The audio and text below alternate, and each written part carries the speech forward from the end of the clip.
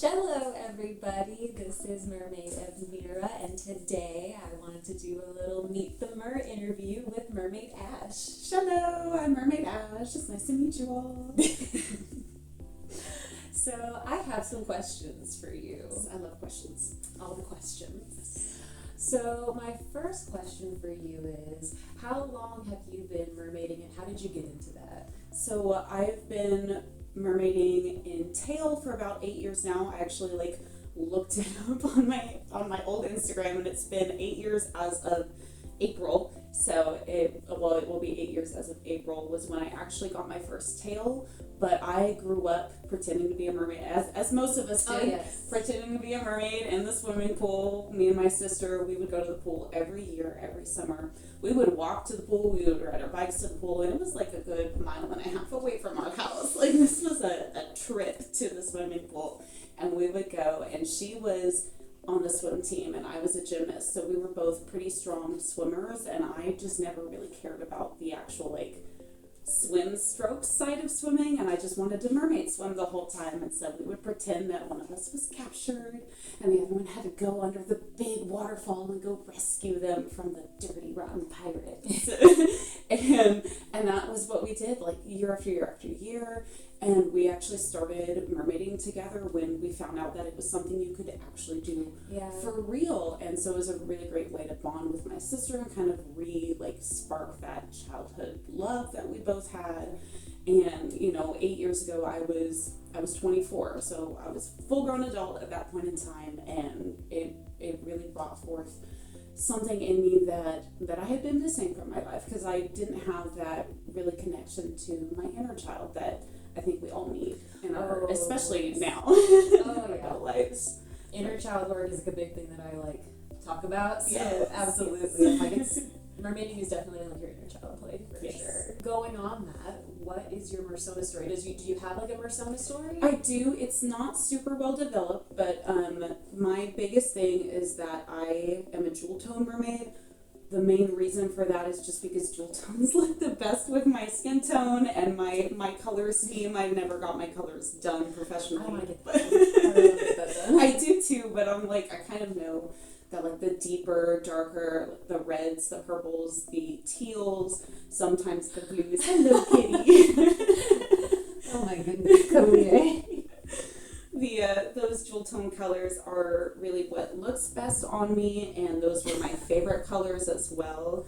And I'm a January birthday, so garnet is my favorite stone. It's my birthstone, and I made that my whole personality when I was a teenager.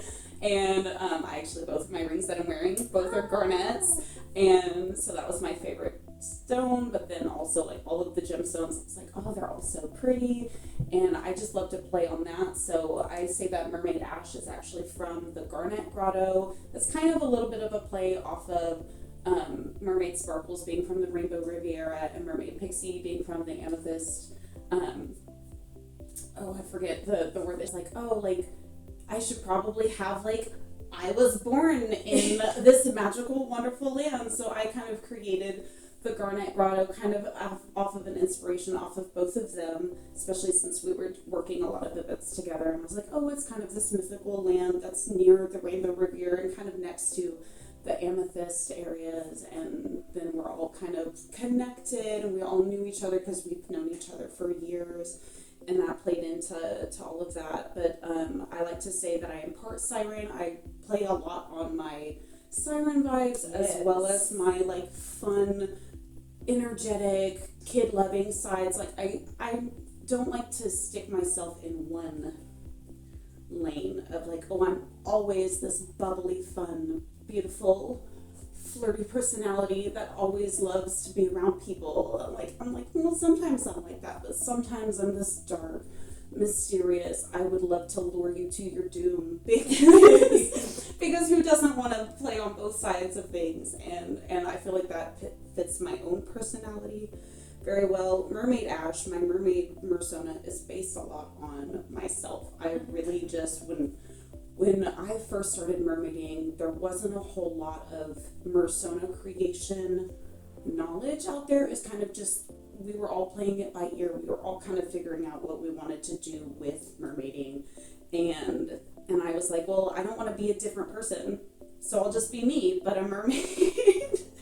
And I love to sing, I love to perform. Sometimes that performance can be all fun and bubbly, and sometimes that can be all very dark and mysterious. And so I really wanted to be like, well, I'm part siren and I'm part mermaid, so that it played on both of those sides of myself, and it also made it to where I could have a little bit more fun with the color schemes, with the makeup, with the jewelries, and I didn't have to put myself in a box. A lot of mermaids back 8-10 years ago, they were very much so like, at least the ones that I had heard of at the time, they were very monotone, everything, wig to tail was the exact same color. And I was like, I love that they love this, but this is not for me. Right. and it is, like pink wig, pink crown, pink necklace, pink makeup, pink top, pink tail, pink scarf around the tail. And I absolutely love that because it looks amazing and it's beautiful and it's stunning.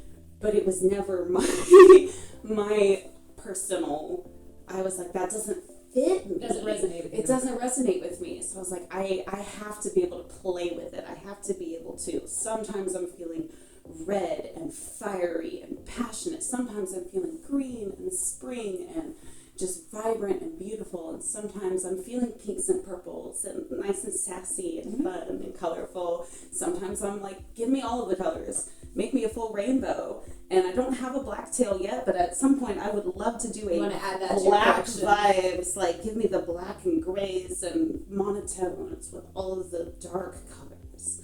Because that's just who I am. I can't just shove myself into one thing. And I felt like if I picked only one color that I was going to be, back 8 years ago, I felt like I was going to be stuck in that forever.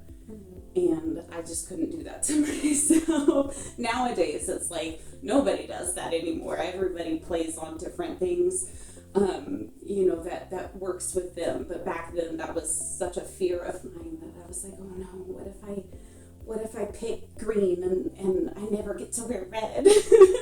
Or vice versa. I know that like for some mers they have like a whole color palette they stick to, and then others are like, I have almost kind of like multiple mini personas within their like mermaid collection. Where like for me, I'm more of like I just have like the one look. Yes. And I'm like, that's just me. But then there's so many mers out there that have like. But that also works with your personality because you are very much so the golden, beautiful, shining, bright, sunlit mermaid. Well, thank you. And that works for you. And that it was so interesting back then, like my mindset, because I was just like, but I can't just pick one. You have so many things you want to do. Yes, that's exactly. Awesome. And it's interesting nowadays because some people will name all of their different personas. Like they have, like you said, with a different color scheme or different personality type, they have a full persona just dedicated to that. That persona might come with a completely different name, backstory, and all of that. That's a lot of effort. That's a lot of effort, and it's also like, again, it was the same thing with my name. Like back 8 years ago, I was like, I don't know what to name myself. I've been Ashe my whole life, and Ashe works for me, and my mermaid personality is just an extension of me, so I guess I'm just gonna be Ashe. Well, speaking about the mermaid world, and you've been in it for a bit, right? Yes. What would you say your favorite mermaid memory is? Oh, my favorite mermaid memory, this is kind of an interesting one because it happened during a mermaid retreat. It was during the mermaid healing retreat. It didn't have really anything to do with the retreat itself, which is kind of a downside because the retreat itself was beautiful. There was a lot of mermaid connection. But my favorite mermaid memory was actually when I was in the Florida Springs in Alexander Springs, and it was my first time. It was my first time swimming in tail in any kind of natural body of water at all. It was my first time swimming in that kind of a situation. It was my first actual deep dive swim. My pool that I go to, it only goes to about 12 feet. So this was the first real experience of being able to be at depth for real. And it was my first time weighted properly. And it was a photo shoot, which was really cool. Great photo, by the way. Yes, thank you. I'm was shooting with Justin Lutsky with Submerge, and it was just this just awesome experience, because there was literally a moment, and this is the one moment that sticks out in my brain, where I was underwater, and I was probably about 8 or 9 feet under, and I hit neutral buoyancy, and I was just looking around, and I was just like, this is so beautiful. The water was so teal and clear. You could see all around you. It was so beautiful. I'm getting chills. I'm getting chills thinking about it, because I can just remember being there. And I forgot about the photo shoot. I am mid photo shoot when this happened, and I'm down there and I'm swimming, and it ended up being one of my favorite photos too, because I remember the exact moment. My arms are back, and I'm just flying through the water, and I'm just there in all of it, and the whole nature all around me. And again, this was my first time swimming in nature as a mermaid in tail, and it was breathtaking. And again, I forgot all about the photos. I forgot all about the retreat. I forgot who I was as a person. I wasn't a human anymore. I was Mermaid Ashe in that moment. And it's still to this day one of my favorite pictures of myself, mermaid or not. It's one of my favorite experiences, mermaid or not. And it's just that memory that became a core memory for me, because no matter how old I get, I'm always going to remember that moment. So what is your tail preference, silicone or fabric? So I prefer, for myself, I prefer fabric tails. I prefer silicone tops. The reason I prefer fabric tails for myself is just because I've had a lot of body and weight fluctuation, and silicone is very unforgiving when it comes to that. I do own a silicone tail. I have been able to wear it exactly one time, and that's for that exact reason, is I was able to put it on, and I was kind of at the top edge of being able to wear it, and then I gained weight. And I've gained size since then, and I'm still able to wear my fabric tails and still comfortable in them. Obviously, there was a lot of body dysmorphia and body image issues that I still am resolving with that, but that's the main reason. I love the look, the feel, the durability of silicone tails. Fabric tails are easier to clean. That is the bright side. Fabric tails are easy to clean. The fabric tails that I have are very photorealistic, so I feel like they still look really nice. They don't feel like swimsuit materials, so when I'm doing a land event, I don't feel like, oh my gosh, if a kid touches my tail, they're going to know I'm not real, because it kind of feels like, not slimy, but, almost as if you were to feel a dry fish. I feel like is what a fabric tail feels like, and of course a silicone feels even more realistic. But if you don't know what a silicone tail feels like, then you can kind of cheat and be like, yeah, no, this is totally exactly what every single mermaid on the entire planet feels like. That's right. And now I'm going to be kind of grabbing all opinions from you. Okay. Yes. So if you had to pick one, what's your favorite to swim in? Freshwater, saltwater, or just pool water? I would have to say freshwater. I've luckily gotten the opportunity to swim in all three now. So pool water is typically over-chlorinated, and is horrendous on your eyes. And even with the eye drops and all of the preventative steps, even with practicing with an eye, with any kind of goggles or eye mask, when you can, obviously if you're done up and you're doing trying to film content, you can't have all of that stuff on. You can, but it does take away from the overall magic of it. Plus, content in a pool looks like you're in a pool. And no matter what you try to do, this is the woes of the landlocked mermaids, is that when you're in a pool, I know, yes, even if it's an unlined pool, if it doesn't have the, and of course we typically swim in the pools that have the markings for the Olympics pools, and so they're all marked, so you can't remove that from your footage.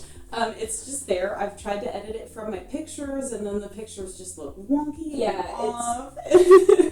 and it's a struggle. And then also you're dealing with the chlorine in your eyes. Your eyes are getting red, and you can only be in there for an hour to an hour and a half tops before your eyes are like, no, I'm done. I'm sorry, like it's too much. And then your eyes are red for the rest of the day. And then your eyes are red for the rest of the day. I've had it a time or two where I've gotten the halo spots after a couple of hours, and I'm like, oh no, like I can't see, and I'm supposed to drive a few hours home. That happened last time when we went to that one big pool, because I remember driving home. I remember like lights were like brighter. Yeah. Like there was more like a lens flare and everything, and I was like, what is going on? And then I was like, oh, that's the chlorine. Yeah, and it just like halos on your eyes. And I've had it a time or two where I was like, I should not be driving. And it's scary because you're like, is this gonna fade away? Like, have I ruined my eyes forever? Exactly. It's like, what did I do? Yes, what have I done? Oh no, it wasn't even worth it because the pool lines are all there. I don't have much saltwater experience, but that is also very hard on the eyes, mainly on the sinuses. The salt water, that heavy of a salt content, is really hard on all of your mucous membranes and on your lungs if you get even just the tiniest touch, which you will if you're performing, because you're pushing yourself and then you surface and you're like, okay, and now I'm breathing salt air. That's great. But salt water is really rough on the body and on the senses as well. Great for the hair, though. Great for the hair. Yes, my hair was loving it after that. Yes, for sure. And also getting to swim with saltwater fish was just fantastic, phenomenal. And oh my goodness, the little stingrays that were just like, they saw my tail, and the tail that I was wearing for one of the performances had the Luna fluke, the Finfolk Luna fluke, which has two long tendrils down it, so it looks like little stingray tails. And so the stingrays were just so interested in coming and swimming up to my tail, and they were like, you are one of us. And I was like, this is the coolest thing. Yes. And so that was just a magical experience in and of itself, and I would never have gotten to do that if I wasn't okay with swimming in salt water, for sure. Right. But the freshwater, like, I definitely did my eye drops before the freshwater photo shoot, but that was one of the easiest times on my body that I've ever had, like on my eyes and my nose and my mouth and my ears. And then it was so clear. And of course it depends on the freshwater. Yes. Because I live in Oklahoma, and you do not want to swim in the freshwater in Oklahoma at all. And even like the places that we go that are like more like there's a river that does a lot of river rafting events in the summer. And like, yeah, you can kind of swim off the side of the river, but it's still pretty gross and pretty grimy and pretty nasty. And I would never, ever, ever bring my tail there because no, thank you. And also it's a river, so it's very heavy on the current too. But Also, yeah, I don't like swimming in water that I can't actually like fully see. yes, the yeah, bottom. it's terrifying. When I was anytime I go to a lake, I'm just like, oh goodness, I really hope that this is not a bad idea. I know, you don't know what's down there. Exactly, you can't see it out at And all. people love to leave their fishing lines places. Oh And my goodness. beer And like bottles, all the everybody's dangerous picking up stuff. more stuff, and like you can try your best to not pick anything up. It's so murky. It's murky, it's gross, and I had, I did my PADI certification. Of course, we had to go to the lake to finish it out, and you have an eye mask on, so your eyes at least are protected. Your nose is not. Well, a little bit sometimes, but like you're still taking the mask off and on, so you still want to flush everything out afterwards. But even with the eye mask on, it was worse because then you can see all of the stuff floating around and being kicked up, and it was like, oh no. Florida Springs, so far to date, have been the best that I've ever swam in, and it's so sad because Florida's so far away. But that is the perks of being a landlocked mermaid, is you don't really get a choice between freshwater, saltwater, or chlorinated pool. It's pool. Yeah, pool. Saltwater performance. Pool. drive 18 hours to go spend a week in Florida and maybe get to go to the Springs once. I want another opinion from you. Yes. Your favorite monofin. Okay, so my favorite monofin is the Finnish Shooter. That was it wasn't my first monofin, but it was my first like stiff-bladed monofin.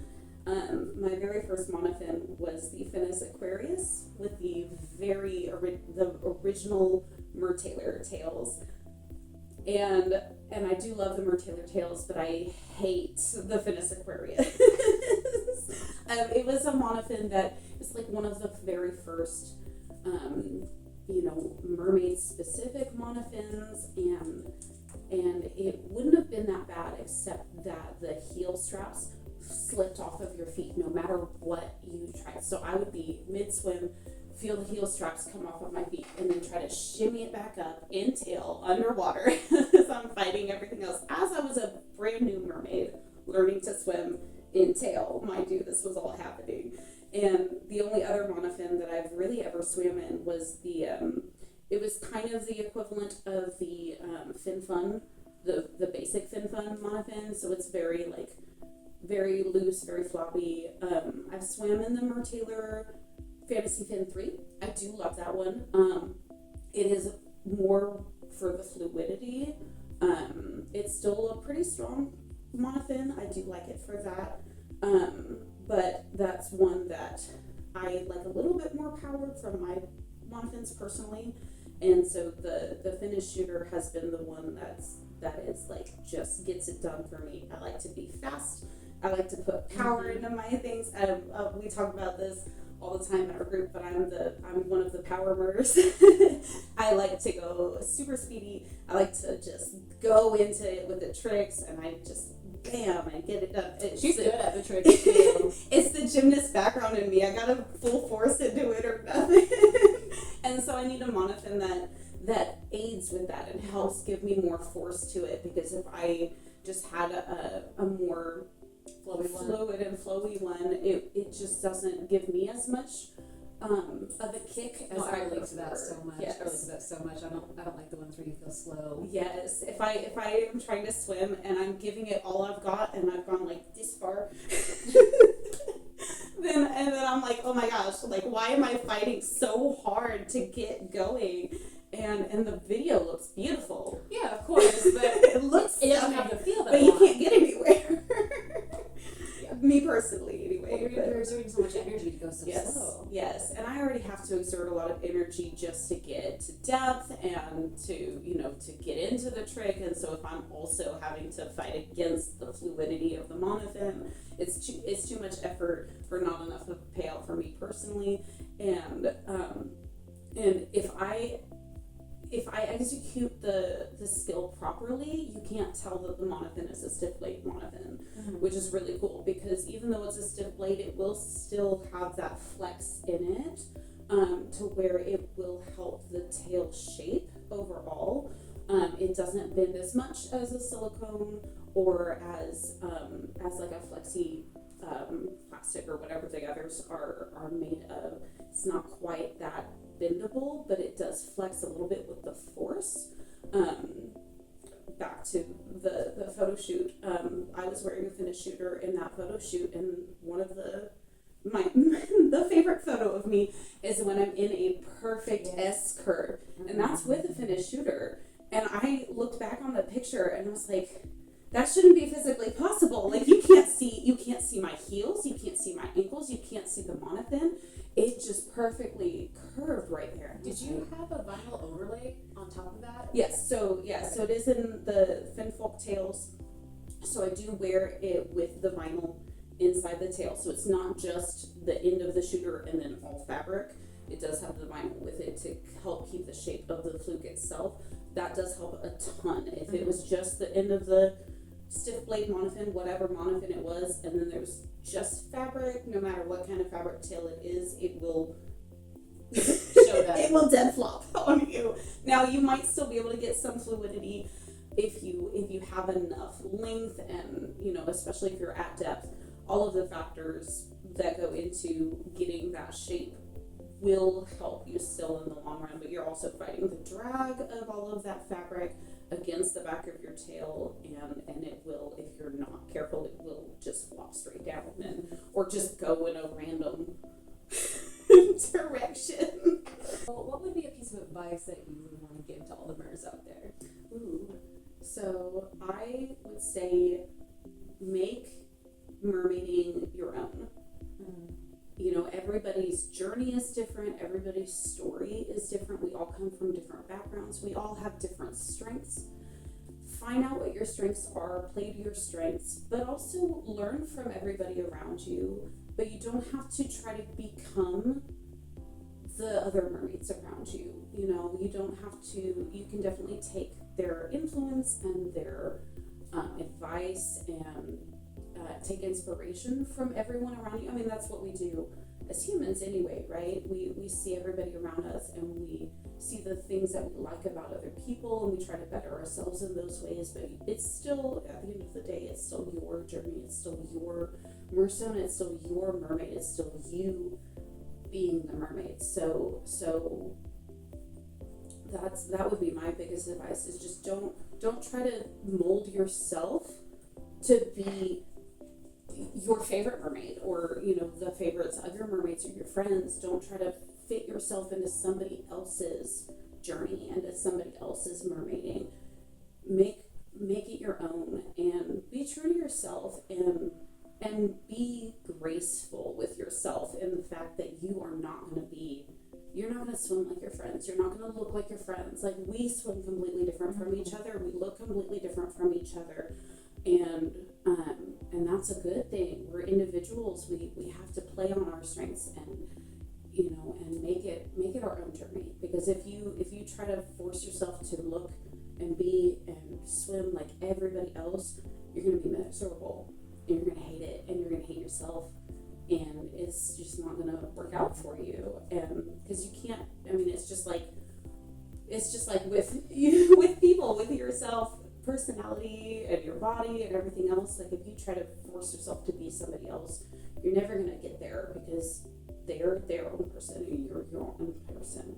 So that's my advice for mermaids too, is, you know, especially newbie emerging mermaids, is you're going to see all these people that you want to look up to, and it's great to have idols and inspiration, but just don't forget that you are the best mermaid that you're ever going to be.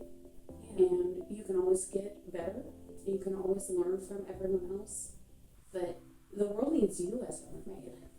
Oh, see, I love that. Yeah, definitely. We don't want to compare ourselves to others. That's comparison can kill your happiness. Yes, it is. It is the thief of joy, and it's so hard because we're in our society. Exactly, we're so trained to compare ourselves. Like, oh, like what do we do when we see a photo or a video of somebody else? We instantly, you can't help it. That's what your brain automatically, because we've been conditioned to do it from birth. It's like, oh, like, yeah, she's taller than me, she's skinnier than me, her hair is blonde, and like her eyes are this beautiful blue, and whatever the case may be, and like, oh, like, she looks so fluid and smooth and slow and graceful, and I'm never gonna look like, well, if you're never gonna look like that because you're completely different, right?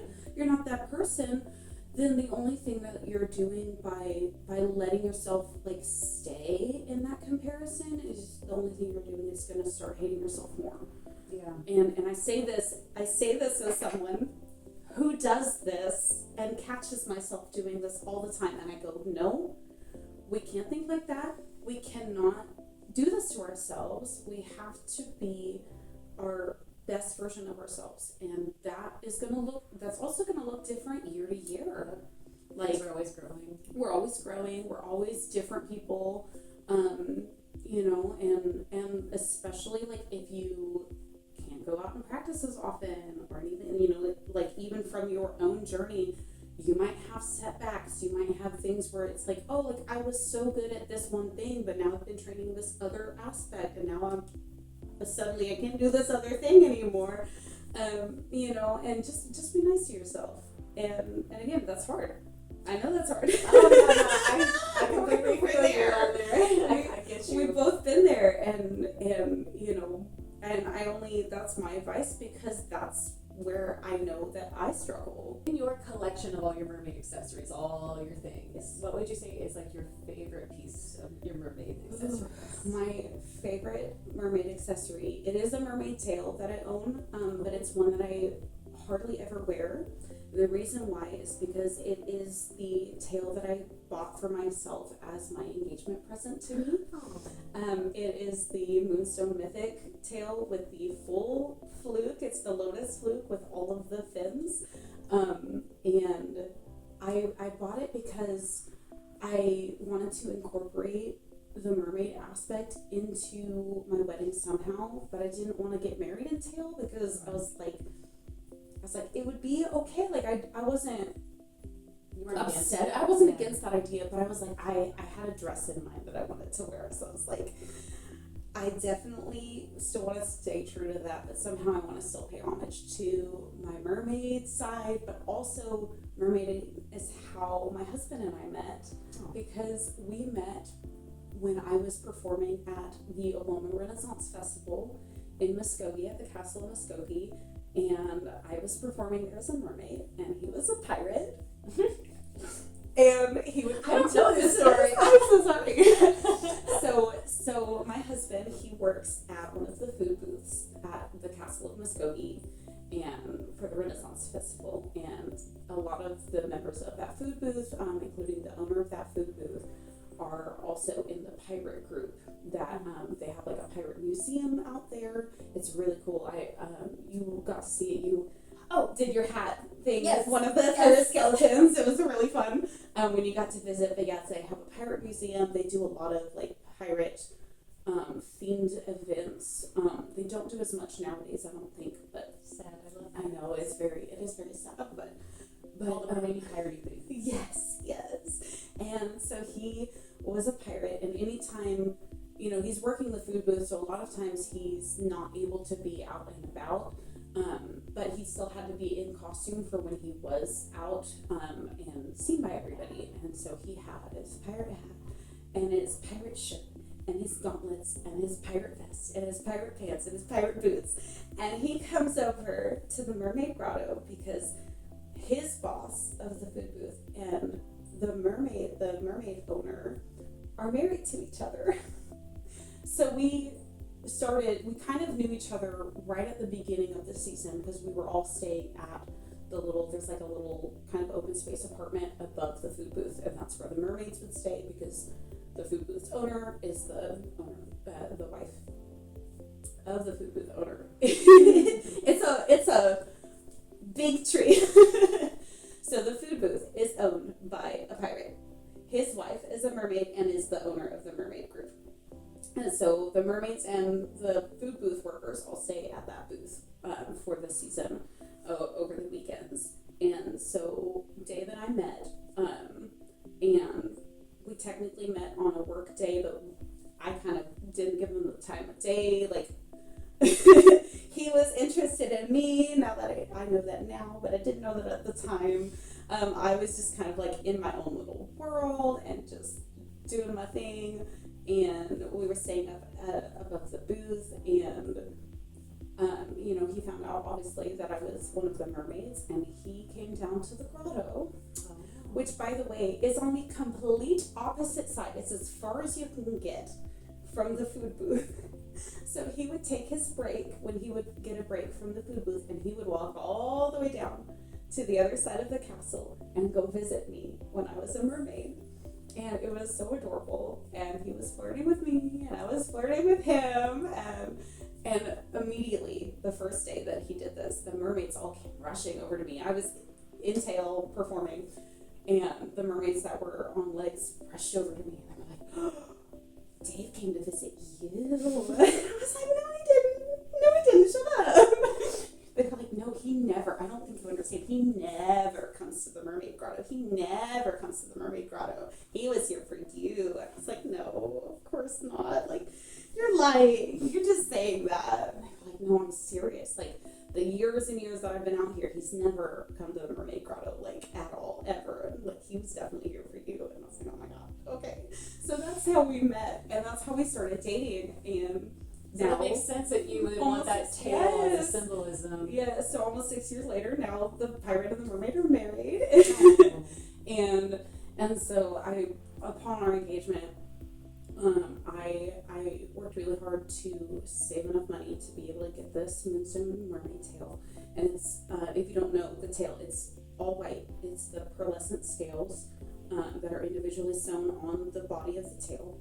And then it's this beautiful white and silvery fluke with the fins and everything. And of course I already had matching accessories because I had been in love with that tail anyway in general, but then it was just kind of both an excuse to buy it, but also I want this because this looks like a mermaid wedding tail. And there actually was a mermaid wedding tail that had been released a little bit before that I would have never been able to afford, but that I wanted so badly. And I was just like, oh my goodness. And that tail ended up actually being used for a wedding, which was part of the inspiration for me wanting to use the Moonstone Mythic as my engagement tail. And those are just stunning photos.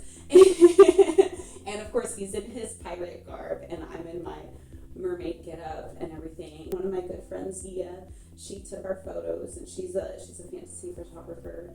And I told myself, I was like, no matter how hard times get, because times have been rough financially and everything, it's like no matter how hard things get, I will never be able to sell that tail because that has such a deep meaning for us. Mm-hmm. It pays tribute to how we first met and how our whole relationship started.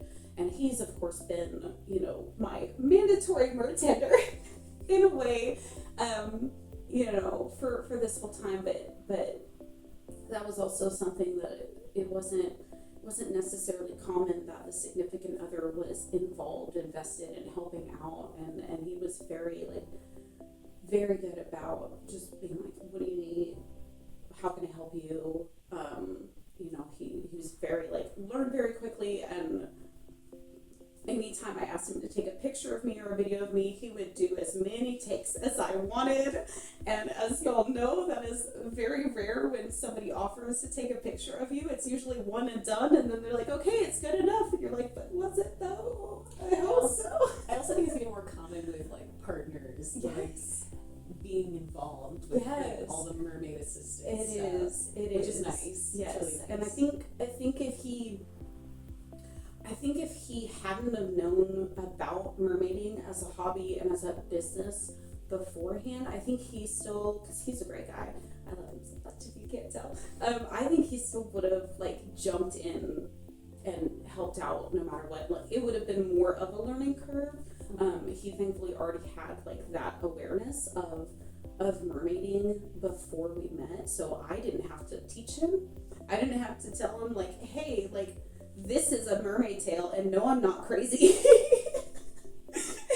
and everything. So I kind of got to cheat and ease him into just here, hold it this way, and just point at me, and that was about it. And here, help lug my stuff. But he was very good about just jumping in and helping wherever needed, and he's always down to help out with driving me to all of these things that I go to and everything else. But yeah, just knowing that I always have that support in him, and that mermaiding was something that helped us get closer together and wasn't something that was just this weird hobby that my wife does that I just kind of tolerate, that also costs us a lot of money. Mermaiding does cost lots of money. Yes, so it was really a relief that he 100% accepted it and encourages it and aids with it and everything, and so that piece, it's such a beautiful piece of art, that tail, and it's stunning, and it glitters and it glistens, and there's so many other beautiful beneficial things about that tail, but my favorite thing about it is that it just shows how we met and how we came to be together, and then we got to take just these stunning, gorgeous pictures together and showcase to the world, hey, we're engaged and we're gonna do our thing, and you're probably over there judging, but we don't care. Like, this is my pirate, I'm his mermaid, and we're fully supporting of each other in our weird little hobbies that we like to do. And we're going to be our team, our little team over here, and we're getting married, and it's going to be the best thing ever. The nitty gritty, the fun. The nitty gritty. What is your biggest mermaid pet peeve? I'm really curious to see what this is.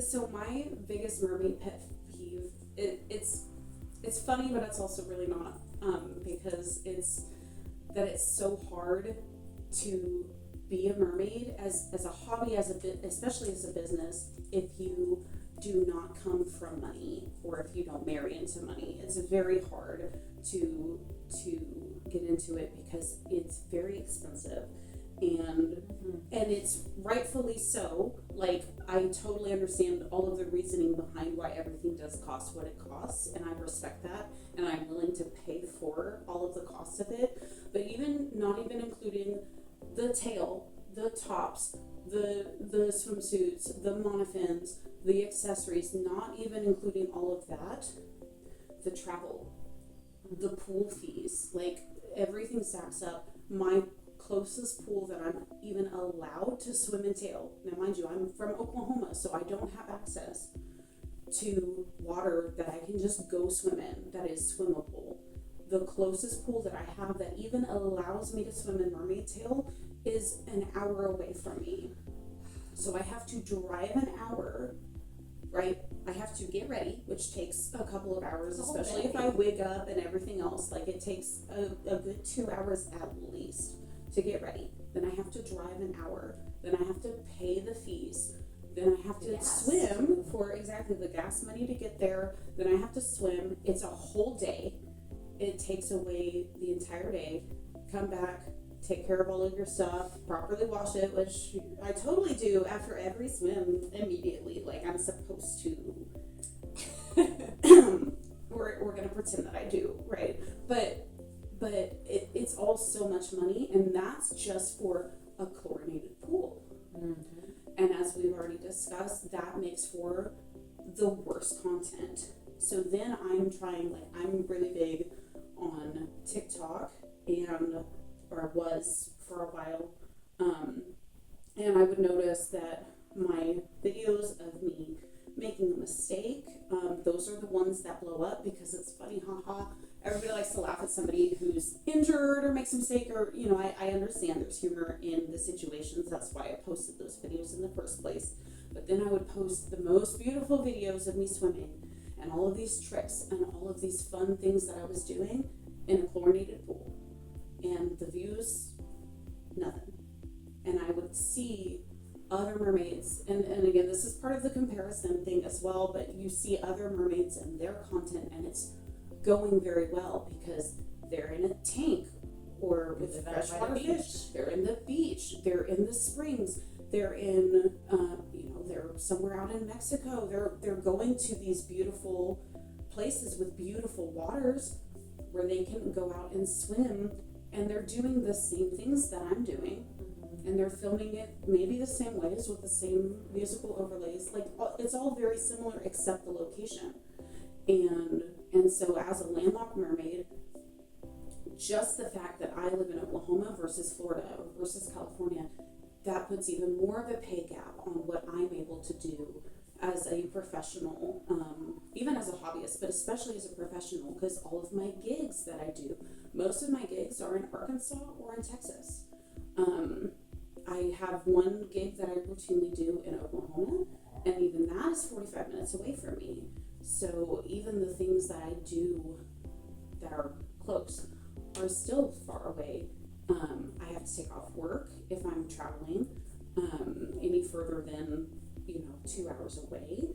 I've had to take off the day before, the whole weekend, and the day after, which I typically don't work weekends anyway, but that's 4 full days off of work that I'm still working and not making a lot of money, because also as mermaids we typically don't get paid what we're worth, unfortunately. Well, definitely when you're landlocked, it's not as respected. Yes, it's even harder. It's harder to even get out there that you are a mermaid, that mermaids are a thing, and that you should hire a mermaid if you want to, and you should hire a mermaid that knows what they're doing, and you should pay the mermaid what they're worth. Stunt diving work and Exactly. And so every single factor is just another pay gap to go and promote your own business, because the way to promote is through social media. Oh yes. Your social media won't do well if it's it's not pleasing. Exactly, if it's not aesthetically pleasing. And I'm the same way. I would rather see a mermaid out in the beautiful springs,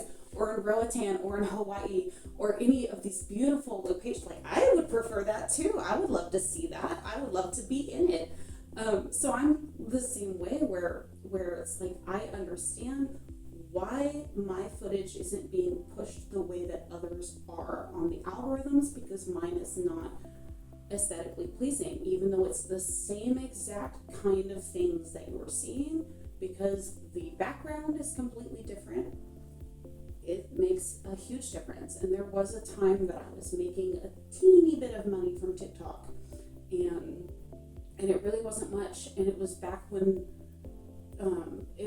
they didn't have a limit on how long your videos had to be to end up being able to earn money from your video. And now it has to be at least a minute long. There's a whole list of like requirements to be able to be paid for a video now on TikTok. And I'm sure YouTube is a similar way because of the ad revenues and things like that. Instagram is a similar way as well, where you have a certain amount of followers that you have to have. You have to keep a certain amount of followers. You have to have consistent views above a certain amount every month. And now on TikTok, your videos have to be over a minute long. People have to watch at least 6 seconds of the video, and it has to be genuinely that they're finding you on the For You page, which means that the TikTok algorithm has to be, this is a good video, and send it to enough people to see for all of that to even count. And if your videos are not aesthetically pleasing, if you don't have the right equipment, if you don't have all of the accessories, then your videos are not going to work properly. They're not going to be pushed out to the audiences, so you're not going to make as much money. And then you're spending and you're spending and you're spending and you're spending. You're paying the gas, you're driving, you're taking the time off of work, you're paying the full fees. It's a labor of love. It is, and so every time I turn around, whether it's for a practice, for content, for promoting myself, whether it's just for pictures or videos, just to like try to keep my socials even active. Like if you may have noticed, I've been very inactive recently on all of my mermaid socials. As much as I love what I do, it's hard to try to get past every single hurdle. And the biggest hurdle of everything is pay. Well, I have one more question for you. In your own mermaid journey, do you have any goals for yourself this year? For this year, personally, I have a goal of just being gracious with myself and just working on my own skills. Last year, it was more of a goal of getting more out there and performing more events. I have some events set up this year still that I'm gearing up for, that I'm getting ready for, but mainly it's just not losing sight of my skills and who I am as a mermaid outside of the performances, and just getting ready for whatever comes next.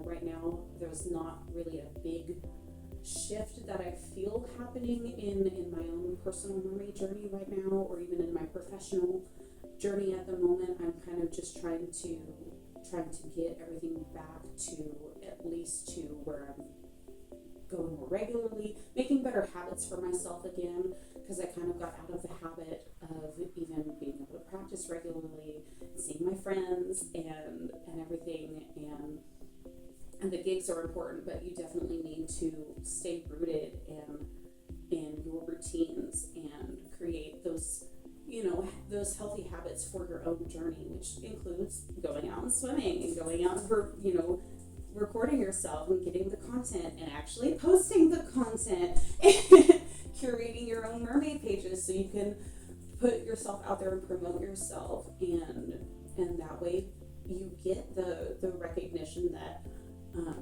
you hopefully are deserving. You know, I'm less of a verbal storyteller when it comes to my craft and everything, and so I have to try to get back to being more of a storyteller with my content and with my actual movements, and then, you know, relearning the different algorithms, going back to my roots, and just trying to regrow. I'm doing a lot of gardening right now. I love that. And you know, it's spring. It's nearly spring. It's basically spring. It's been 80 degrees and 70 degrees all week in Oklahoma, and I started gardening, and I'm kind of reminding myself to do the same with myself, and put that energy.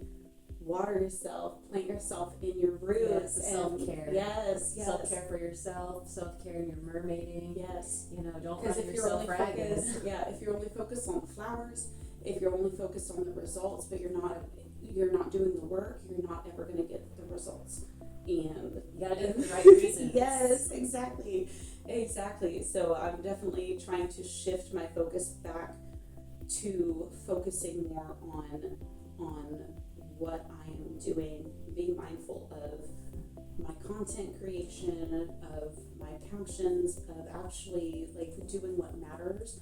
I'm definitely going to be trying to help with some events that are more conservation focused as well, because that is something that's dear to me but very hard to reach for in Oklahoma, because there's not as much, unless if I created something, which I at the moment don't have the mental space for at all.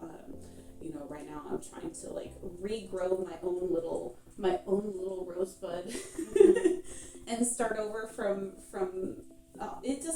it feels like from scratch. It's not from scratch, and I know that, but sometimes it feels like from scratch because it's been, like I said, last year was a year of being out there and performing and doing different kinds of performances that I really, I wasn't, not that I wasn't ready for, but I wasn't used to. It very much so pushed me out of my comfort zone, which was very,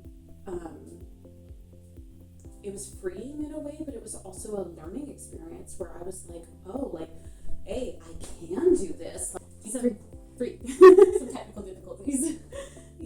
Yes. So last year I did a lot of events that pushed me way out of my comfort zone, which was amazing and such a great opportunity, but it was definitely draining, because every different event I was embodying a new version of myself and learning so much, and just focusing on how I would best perform in that situation. And it took me, through the year it was amazing, but then after my last event was over, I was so gone. I was so drained, and I had to take a break from all of it, and it was a struggle to even go back and do that first swim back, because I was like, oh, like, do I even know what I'm doing anymore? So that's what I'm going to be focusing on this year. I'm still going to have the events. I'm still going to be performing when I can. I'm still going to be working when I can on all of the extracurricular parts of the job, but I'm definitely going to be focusing more on just getting back to the nitty gritties and doing the practice and the self-care part of things, and about the self-care, also getting back into actually like treating my body the way that it should be treated. And most of that just includes being nice to myself, but also hydrating properly, because I'm not always the best at that. Getting proper protein intake, actually like fueling my body the right way, and also doing outside of tail things that are just better for what will be in tail things as well. Like, I'm taking ballet class again. I'm planning on starting my strength exercises again, just to get back not into shape, into a body shape, but into shape to where I can actually physically do the things that I need to do and that I want to do, because I have it in my head of like, oh, I'm I'm gonna do all of these things, and then my body is Right. like, haha, no, you're not. Psych. I love that you're doing all this self-care, very important. And I mean, I'm kind of on that same journey too. I gotta like take care of myself or I can't mermaid, you know? Yes, exactly. Yeah. But we're gonna go swimming. Yes, we are. We're gonna go swimming. I'm so excited because I never got to swim with you just one-on-one. I know, we've never done it yet, and I can't wait. But thank you so much for doing this Meet the Mer interview with me. I appreciate it. Of course, I love you so much. My pod sister. We're gonna go swimming. See you there.